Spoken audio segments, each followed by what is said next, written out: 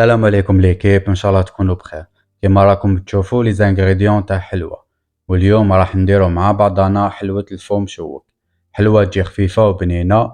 خليكم مع المقادير الوصفه دائما مع قاطو الجروه بنت زمان. نقولوا بسم الله. عندنا 500 غرام فارينه، 250 غرام مارغرين طريه، 5 صفار بيض، والبياض نحتاجوه من بعد.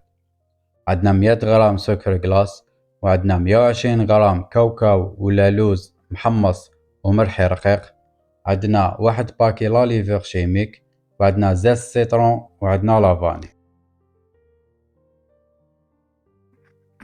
في بيترا نحط صفار البيض. انا هنا ضاعفت الكمية، يعني درت 10 بيض، وكانوا عندي زوج صفار بيض وحدهم سبقت بهم. كنت استعملت البياض في حلوة أخرى، يعني كلش درت 10 صفار بيض.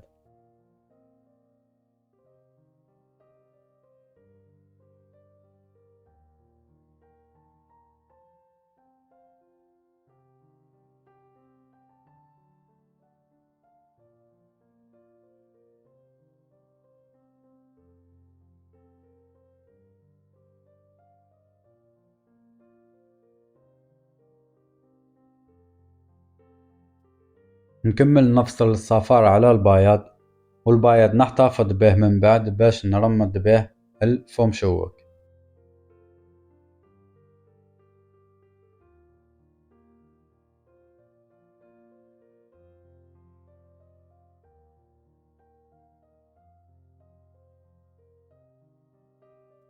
نحي البياض البيض في جهة،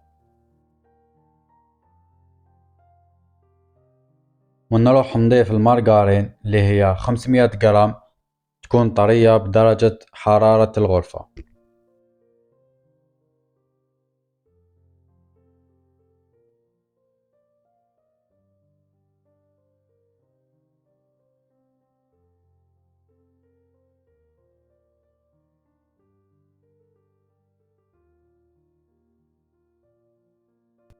بعد ما ضفت المارغرين نزيدو زيت سيترون تكون كمية مليحة، ونزيدو لافاني.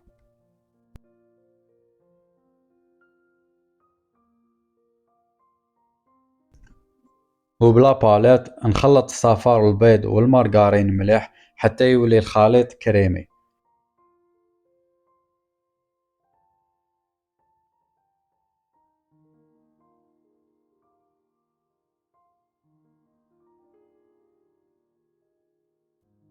ومرة على مرة نحبس وبسباتول نقلب باش يتخلط مليح.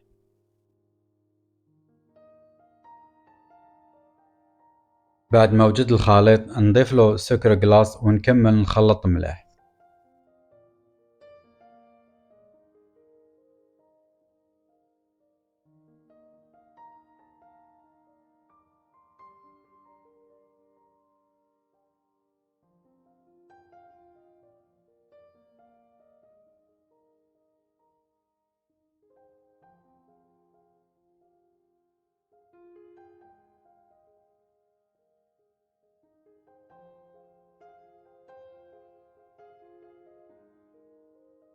ونزيد نضيف كاوكاو محمص وملح رقيق، ونزيد نخلط شوية. ومن بعد ما يتخلط كلش نبدأ نزيد الفارينة والاليفور، ونلم غير بالعقل.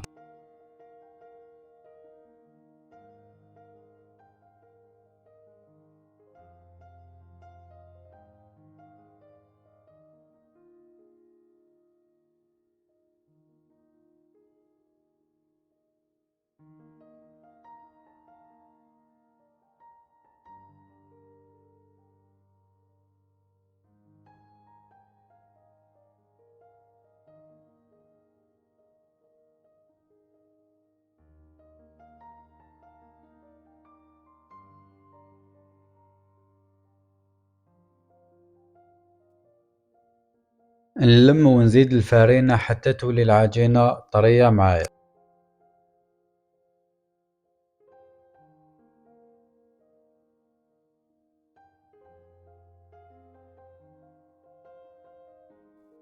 أنا هنا راح نحبس البيترا ونكمل نلمها بيدي.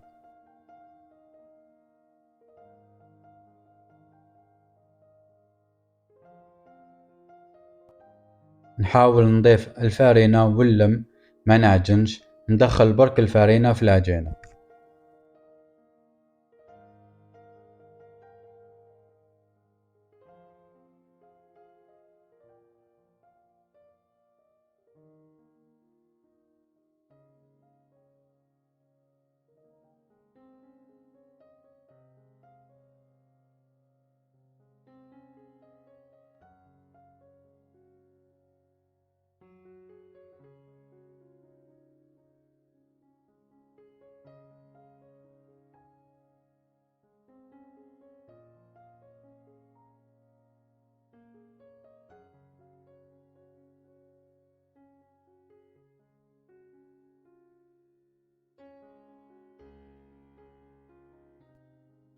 والعجينة اللي نتحصل عليها تكون هكذا طرية، كما راكم تشوفوا طرية مليح.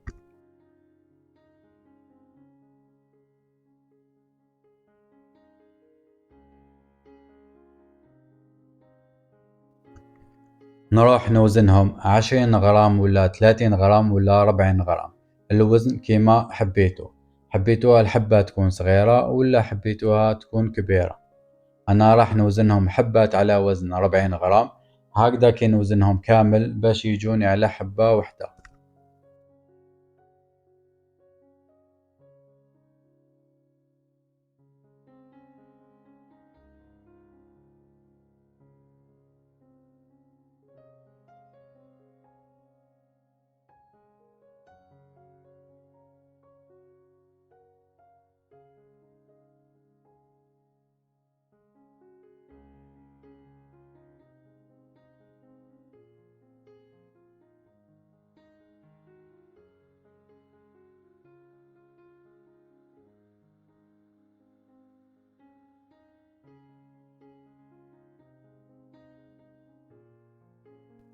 ومن بعد نجيب ريسيبيون فيه كاوكاو مرحي مدشش ماشي محمص، ونجيب البياض البيض اللي نحيناه ونخلطو شوية.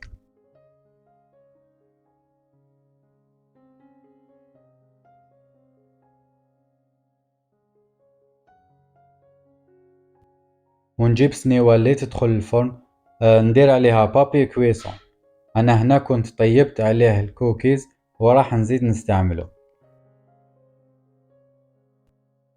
نبدأ ندير الفوم شوك في البيض ونرمدو في الكاوكاو بالوحدة كيما راه موضح.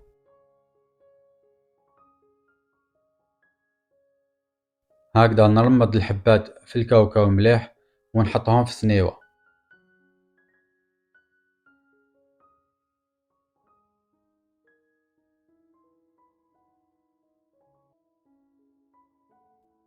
أنا نفضل نطيبهم هكذا بلا ما نديرهم في الكيسات، نطيبهم هكذا يجو خير.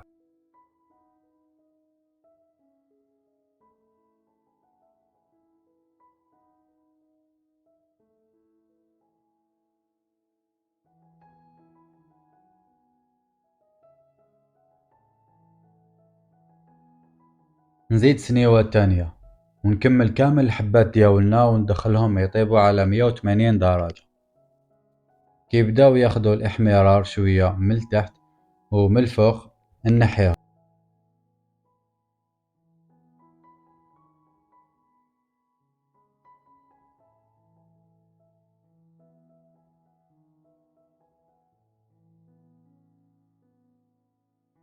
ونروح نوجد العسل، كيما راكم تشوفوا راه ثقيل.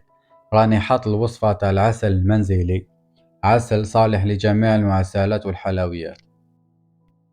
هاو الفوم مشوك بعد ما طاب مشقق وطري وخفيف.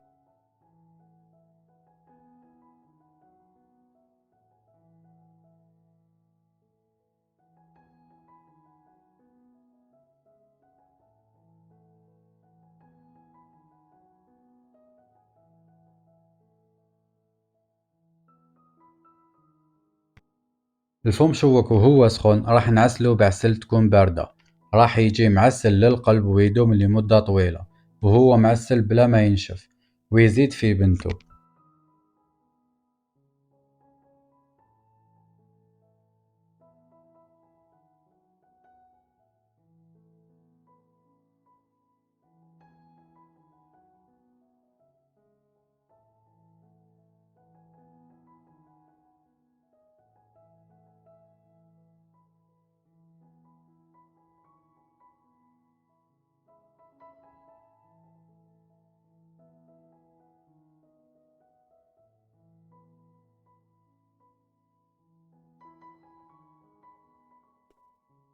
أنا نكمل نعسل كامل الحبات ونخليكم مع الصور كيفاش جا الفوم شوك زينته بلي سوغيس كونفي.